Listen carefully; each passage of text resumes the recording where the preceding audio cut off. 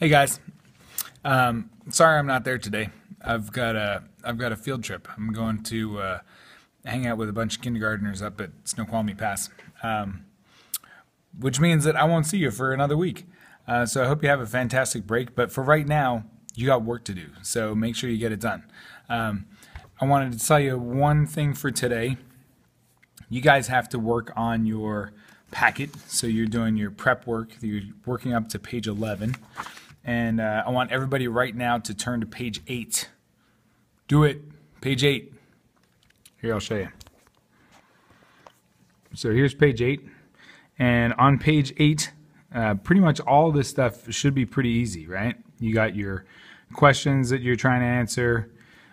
This is kind of the basic plan of what you're going to do in the experiment. You've got your manipulated and responding variable that you guys are all pretty good at right now. The only one that's weird is number 5, where it says controlled variable.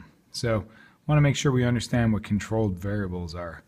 A controlled variable is the thing that stays the same. So responding is what you are measuring, the manipulated is what you're changing, and the controlled variable just stays the same.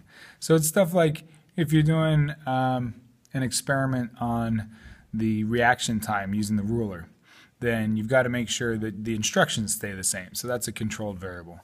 Or that the conditions around you stay the same. So you can't test one person with your buddy behind them acting like a fool and another person where it's a quiet classroom and there's nothing happening. So you have to keep that condition the same, which makes it a controlled variable.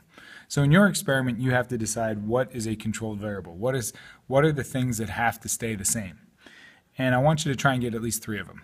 So that's that. On this side, make sure you get your questions on there. And then you're going to start trying to figure out all the details. You got to get your hypothesis, and you can read the instructions there. That's pretty easy. You've got the steps and the procedures with the materials and equipment. You have some extra room on the back to do procedures, and then alongside it, what equipment you're going to need for the procedures.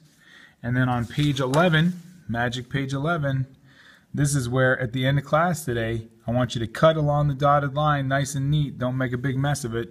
And you're going to turn in this part right here that lists who you are, first and last name, what period you're in, the partner that you've got, what your question is, that's including manipulated, responding, and controlled variables. Your description of the experiment doesn't have to be all the details, but just basically what you're doing.